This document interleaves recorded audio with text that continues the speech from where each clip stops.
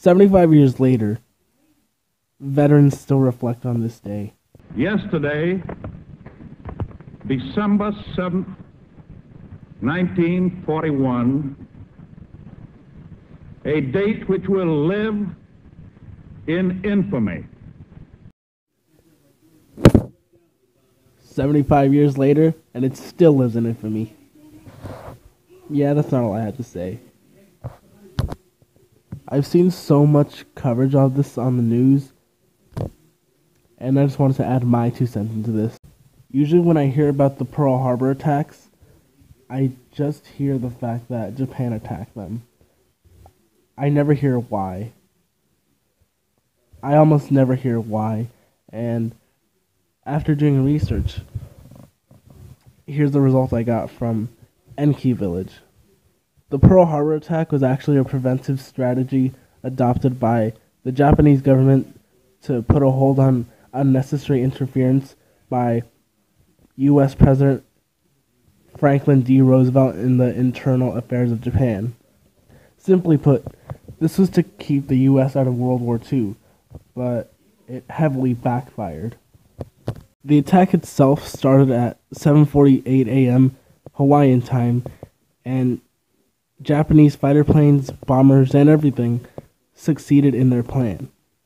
188 U.S. aircraft were destroyed, leaving 2,403 dead and 1,178 people wounded. The attack was devastating, seeing that a couple of thousand people lost their lives. 75 years later, veterans still reflect on this day. Swarmed the skies, clobbering 8 U.S. battleships. We heard BAM! And there went the Arizona exploding. Stu was aboard the USS West Virginia. When they dropped a bomb, the concussion threw me up about 45, 50 feet in the air. Then, pow, I hit the water, flat on my back. And I still, to this day, I told him, I'll do it again if you want me. The U.S. declared war the day after, December 8th, and U.S. President Franklin Roosevelt gave a speech relating to the attack. Japan also declared war on the U.S. that same day, and they declared war to the British Empire too.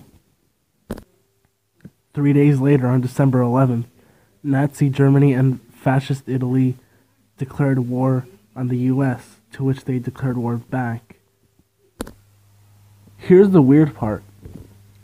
I've heard a lot more coverage of the 75th anniversary of the attacks on Pearl Harbor, yet on September 1st, 2014, I barely, if any, heard any coverage on the 75th anniversary of World War II in general.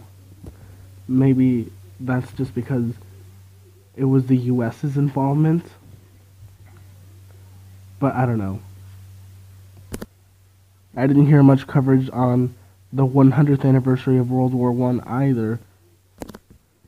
I'll wait on April 6, 2017, which will be 100 years after the U.S. entered World War I, and see how widely it's going to be covered.